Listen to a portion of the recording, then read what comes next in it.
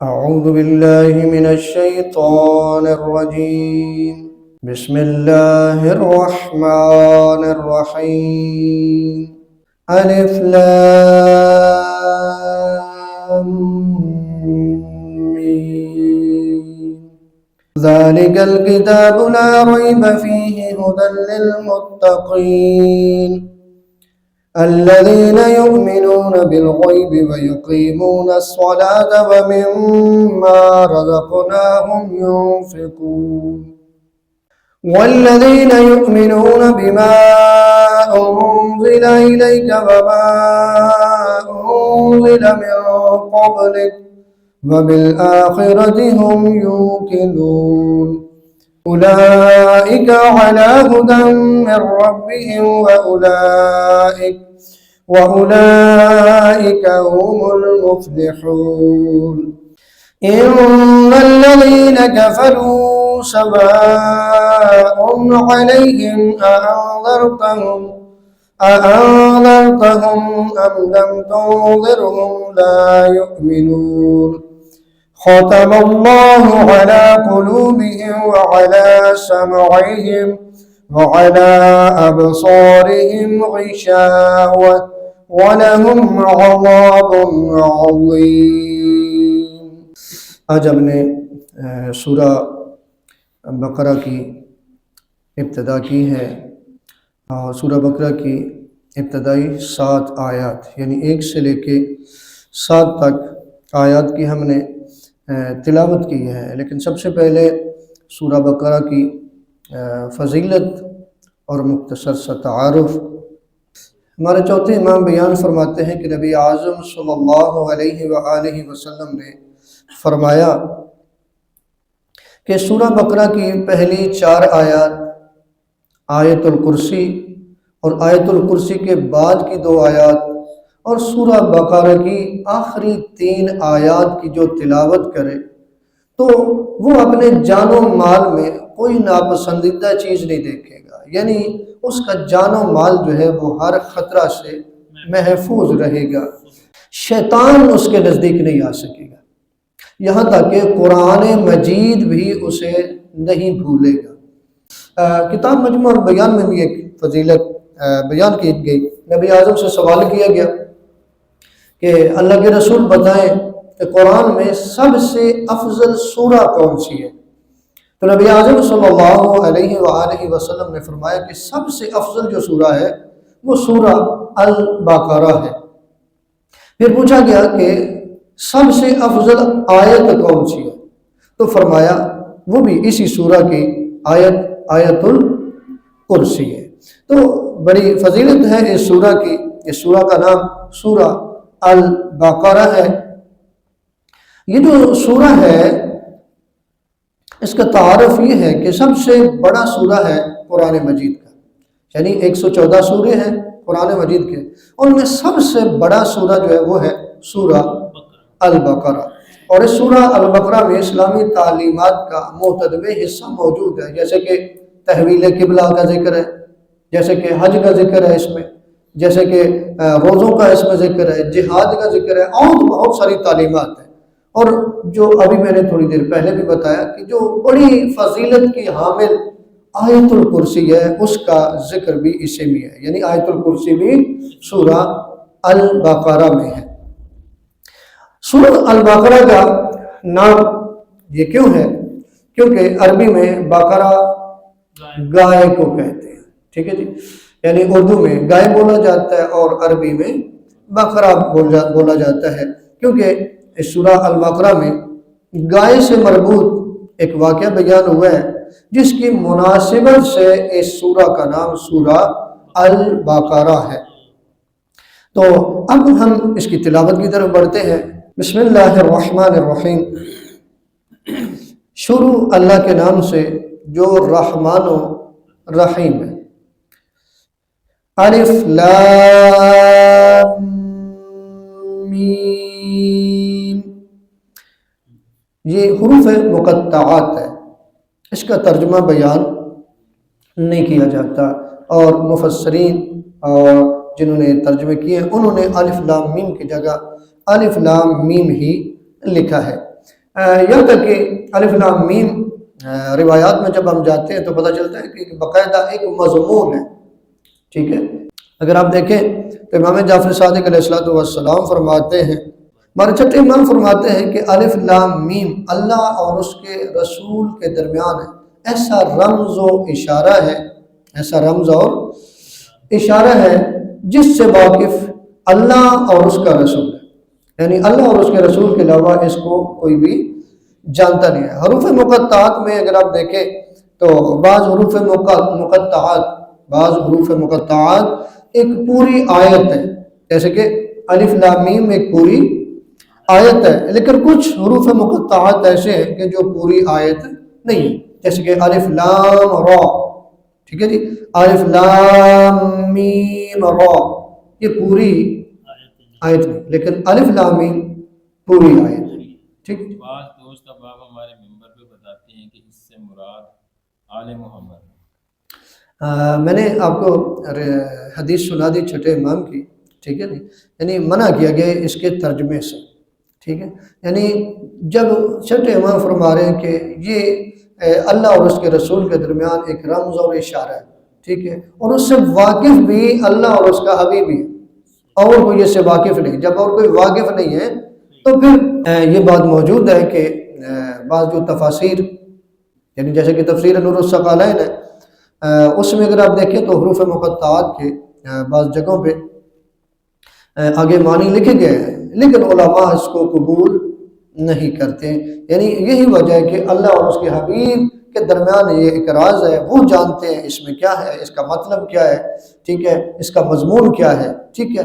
یہ ضرور پتہ چلتا ہے کہ جیسا کہ مولا متقیان علی بن ابی طالب علیہ السلام دعاؤں میں ذکر کرتے تھے تو ان کا نام لے کے ذکر کرتے تھے، حروف مقطعات کا، ٹھیک ہے جی۔ یہ بات ضرور ہے کہ ایک بڑا مضمون ہے، لیکن ہے کیا؟ یہ اللہ اور اس کا رسول۔ خداوند متعال فرما رہا ہے ذالک الکتاب لا ریب فیہ، خداوند کریم فرما رہا ہے کہ یہ کتاب جس میں کوئی شبہ نہیں ہے، ھدی للمتقین، ہدایت ہے تقوی والوں کے لیے، یعنی جو لوگ متقی ہیں ان کے لیے یہ ہدایت ہے۔ اچھا، یہ کتاب اس کی ابتدا میں کہہ دیا گیا کہ اس میں کوئی شک نہیں ہے، کسی قسم کا کوئی شبہ نہیں ہے، ٹھیک ہے۔ جو بھی اس قرآن کی طرف آئے گا یقیناً اس کا شک شبہ دور ہو جائے گا۔ ظاہر ہے جو نہیں آتا اس کے اندر شک بھی ہوگا، اس میں شبہ بھی، یہ ساری چیزیں پائی جاتی ہیں، لیکن فرمایا یہ ھدی للمتقین ہے، متقی لوگوں کے لیے ہدایت ہے۔ ھدی للناس بھی کہا گیا، ھدی للناس بھی یعنی لوگوں کے لیے ہدایت، اور ھدی للمتقین بھی کہا گیا۔ فرق کیا ہے؟ ویسے تو ہدایت سبھی کے لیے، لیکن اس سے ہدایت لیتے صرف متقی ہیں، یعنی صحیح معنوں میں جیسے ہدایت لینی چاہیے وہ متقی لوگ لیتے ہیں، ٹھیک ہے جی۔ متقی لوگ جو ہیں ان کا یہاں پہ ذکر کیا گیا کہ یہ کتاب ان کے لیے ہدایت ہے۔ آگے جو آیات ہے ان میں متقی لوگوں کی نشانیاں بیان کی گئی۔ کیا ہر بندہ متقی ہے؟ کیا صرف زبان سے دعویٰ کرنے والا متقی ہے؟ کیا صرف 2-4 نمازیں پڑھ لینے والا کیا متقی ہو گیا؟ آگے نشانیاں بتائیں گی کہ وہ نشانیاں کیا ہیں، وہ کیا صفات ہیں کہ جو متقین میں پائی جاتی ہیں، اور یہ کسی عام بندے کی نہیں، قرآن میں اللہ نے بتائی ہے کہ متقی بندہ جو ہے اس کی صفات کیا ہے۔ پہلی صفت فرمایا الذین یؤمنون بالغیب ویقیمون الصلاۃ ومما رزقناہم ینفقون، سب سے پہلی صفت فرمایا جو غیب پر ایمان لاتے ہیں اور نماز قائم کرتے ہیں، نیز جو کچھ ہم نے انہیں عطا کیا اس میں سے خرچ کرتے ہیں۔ بلکہ اس آیت میں 3 صفات جو ہے وہ بیان کی گئی۔ پہلی صفت کہ وہ غیب پر ایمان رکھتے ہیں، ٹھیک ہے جی۔ دوسری صفت ہے کہ وہ نماز قائم کرتے ہیں۔ تیسری صفت یہ ہے کہ اللہ کے راستے میں جو اللہ نے انہیں دی ہے اس میں سے خرچ کرتے ہیں۔ یعنی پتہ یہ چلا کہ متقی بندہ بے نماز نہیں ہوتا، متقی بندہ یعنی نماز سے اسے محبت ہوتی ہے، نماز سے، اور یہ عبادات کے ذریعے بھی خداوند متعال انسان کو متقی بنانا چاہتا ہے۔ جیسے کہ روزہ کے حوالے سے خداوند متعال نے کیا فرمایا کہ روزے تم پر فرض کیے گئے جیسے تم سے پہلے والے لوگوں پر فرض کیے گئے، لعلکم تتقون، تاکہ تم متقی بن جاؤ۔ ٹھیک ہے جی. تو خداوند متعال ہمیں متقی دیکھنا چاہتا ہے، اور ان عبادات کے ذریعے بھی انسان تقوی کی منزل پہ پہنچتا ہے. اور یہاں غیب پر ایمان لانے کا ذکر ہوا کہ متقی غیب پر ایمان لاتے ہیں، متقی لوگ نماز قائم کرتے ہیں، متقی لوگ یعنی کنجوس نہیں ہوتے، بخیل نہیں ہوتے، اللہ نے جو انہیں دی ہے اس میں سے اللہ کے راستے میں خرچ کرنے والے ہوتے ہیں. اگلی سے خدا متعال فرما رہے والذین یؤمنون بما انزل الیک وما انزل من قبلک وبالآخرۃ هم یوقنون. اگلی جو صرف بیان کی گئی خدا متعال فرما رہے اور متقی لوگ کون ہوتے ہیں؟ فرمایا اور جو کچھ آپ پر نازل کیا گیا نیز جو آپ سے پہلے نازل کیا گیا ان پر ایمان اور وہ آخرت پر یقین رکھتے ہیں. کیا کرتے ہیں جی؟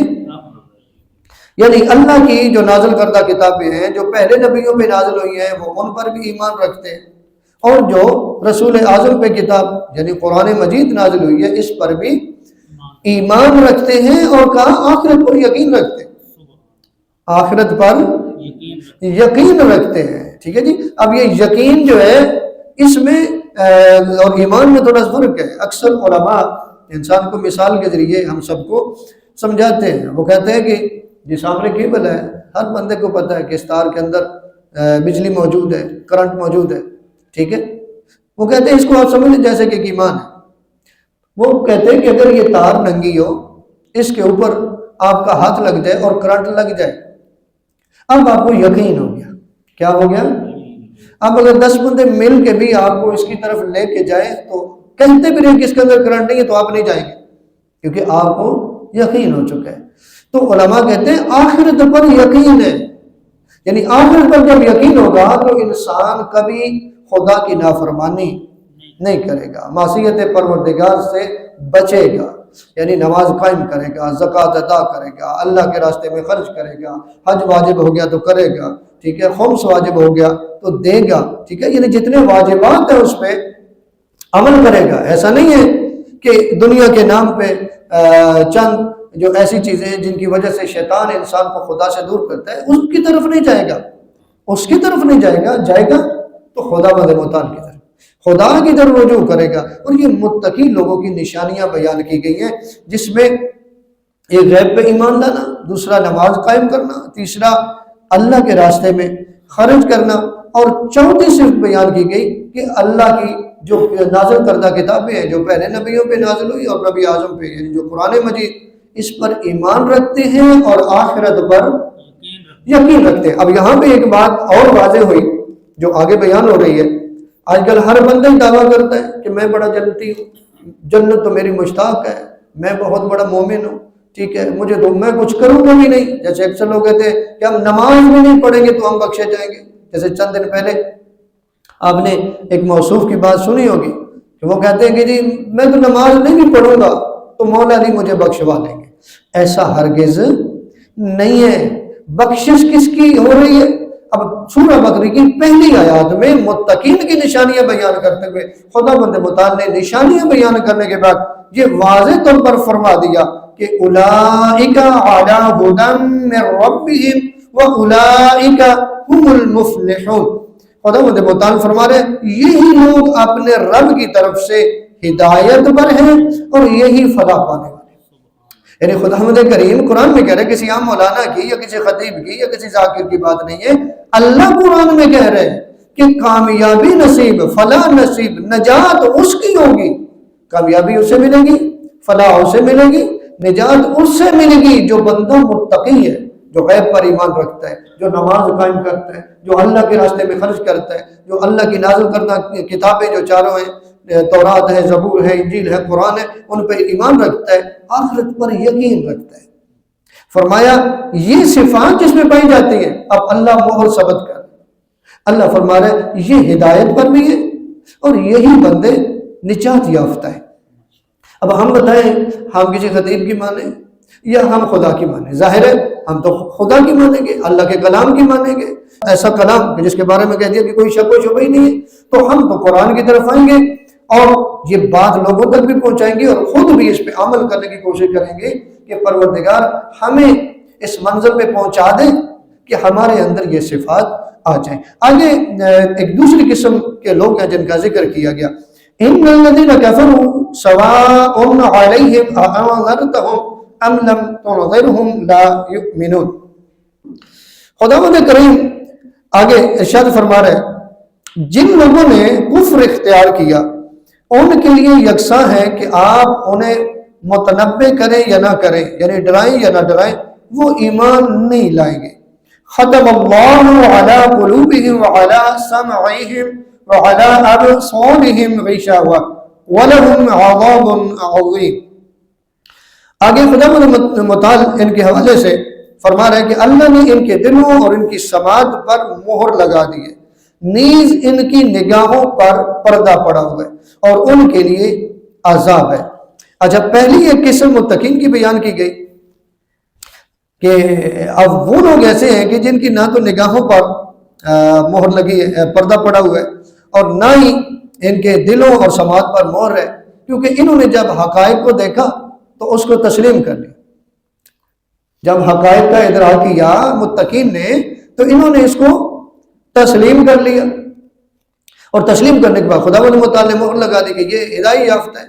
اب ایک ایسے گروہ کا ذکر ہو رہا ہے کہ جنہوں نے بھی حقائق کا ادراک کیا ہے، یعنی انہیں پتہ ہے کہ دین حق ہے، جنہیں پتہ ہے کہ دین حق ہے، جنہیں پتہ ہے کہ نبی اعظم صلی اللہ علیہ وآلہ وسلم اللہ کی طرف سے ہماری ہدایت کے لیے آئے ہیں اور آخری نبی ہے اور تمام نبیوں سے افضل ہے۔